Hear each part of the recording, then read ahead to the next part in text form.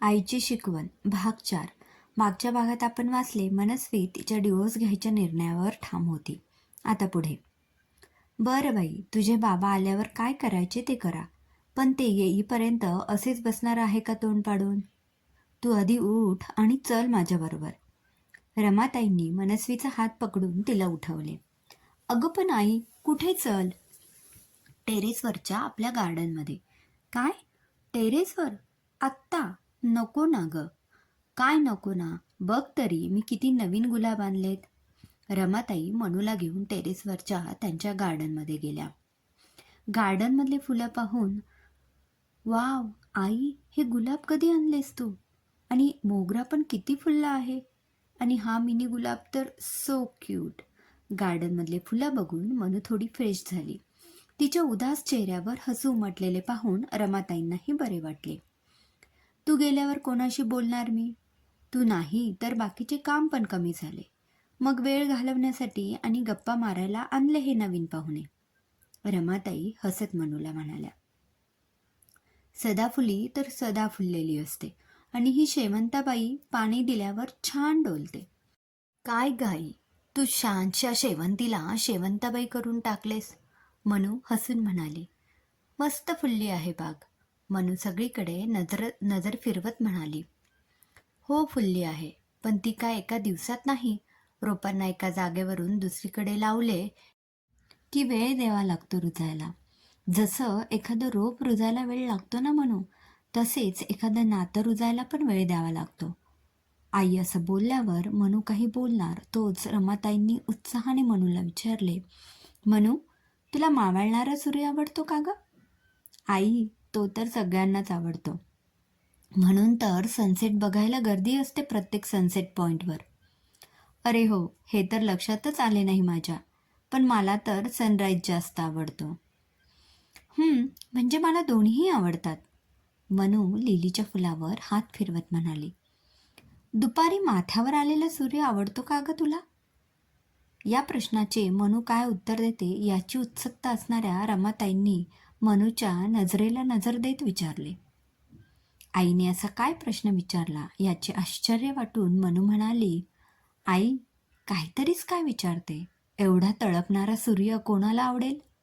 मला नाही आवडत. दुपारी त्याच्याकडे बघवत पण नाही. तुला तरी आवडतो का? आणि तू हे असं का विचारतेस? काही नाही ग, असंच.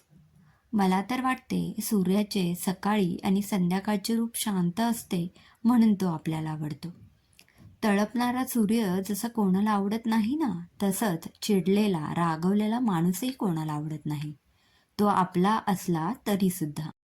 आता हेच बघ, विवेक बरोबर आत्तापर्यंत तुझे दिवस छान गेले, पण तो रागवला तर तुला आवडले नाही. त्याच्याबरोबर राहायचेच नाही हेही तू पक्के केले, बरोबर ना? तुझे बाबाही माझ्यावर रागवतात, चिडतात. अगदी रुमाल सापडला नाही तरी. मग मला पण डिवोर्स घ्यायला पाहिजे ना म्हणू? काहीतरीच काय गाई. बाबा तेवढ्यापुरते चिडतात आणि चूक असेल तर सॉरी देखील म्हणतात ना. हो, बरोबर आहे तुझे, ते सॉरी म्हणतात.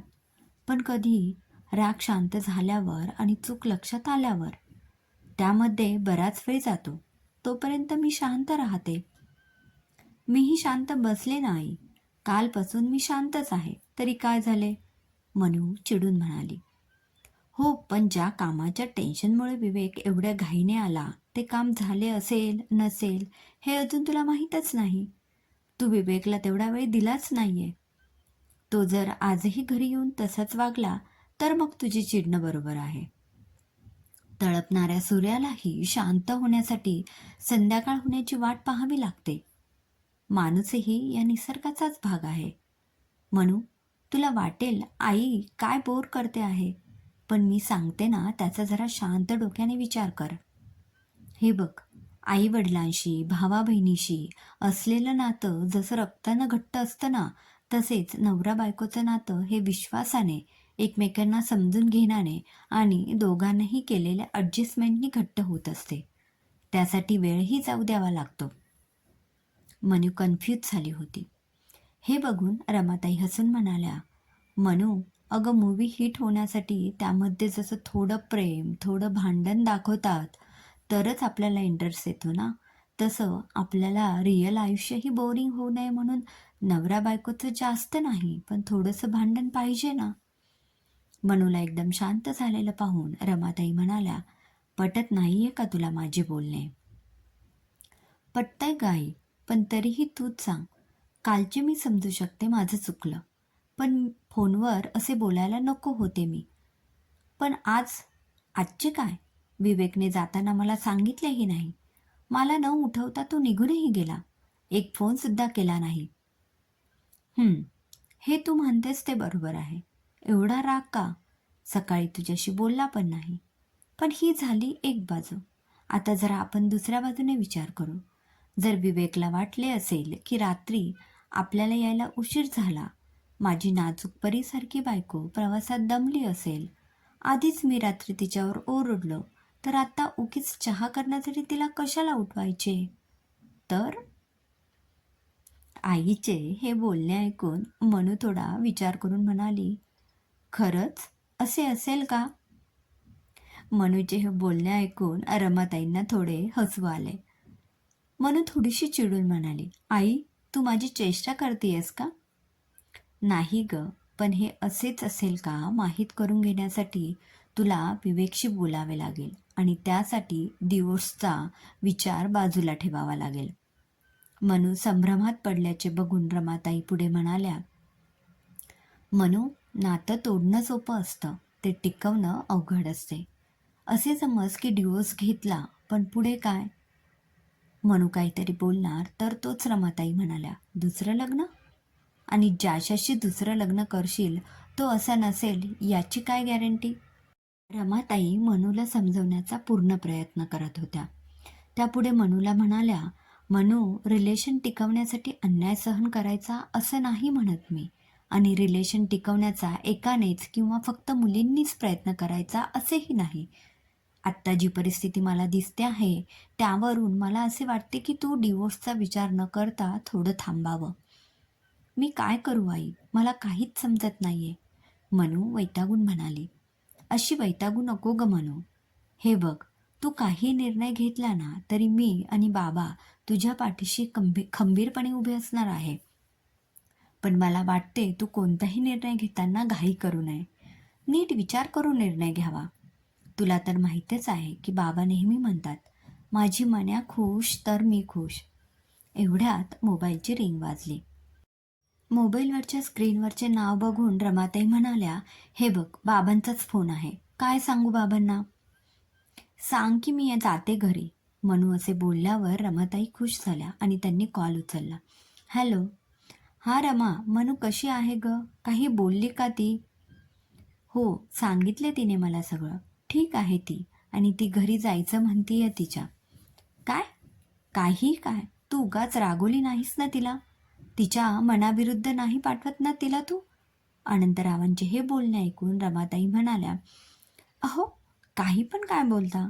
मी तिला असं बळजबरी पाठवेल का? तू दे बरं तिच्याकडं मोबाईल.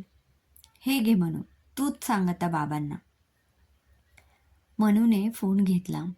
"हॅलो बाबा." "मन्या, आई रागवली नाही ना तुला?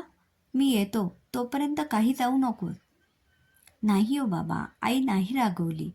"बरं ऐका माझं, तुम्ही येईपर्यंत मी नाही थांबणार. आई सांगेल तुम्हाला सगळं." "अरे बाळा, थांब ना मी येईपर्यंत. जायचंच असेल तर मी सोडवतो ना तुला." "नको, तुम्ही या सावकाश. मी एकदम ठीक आहे. काळजी करू नका. उद्या परत येईल मी तुम्हाला भेटायला." "ठीक आहे, काळजी घे आणि घरी गेल्यावर मला फोन कर." एवढं बोलून मनूने फोन ठेवला. तिने एक दीर्घ श्वास घेतला आणि आईला म्हणाली, "अरे बापरे, 6:30 झाले. चल, मला निघावे लागेल." घाईने मनू उठली. "अगं थांब, लगेच एवढी घाई का?" "आई, मला विवेक यायच्या आधी जावे लागेल ना. त्याला जर समजले मी बॅग घेऊन गेले होते तर तो मला परत बालिश म्हणेल." "अरे देवा." रमाताई कपाळाला हात लावत म्हणाल्या, "मनू, 9 वाजतात विवेकला यायला. घाई करू नकोस, मी डबा करून देते. आता तू घरी जाऊन कधी बनवशील जेवण?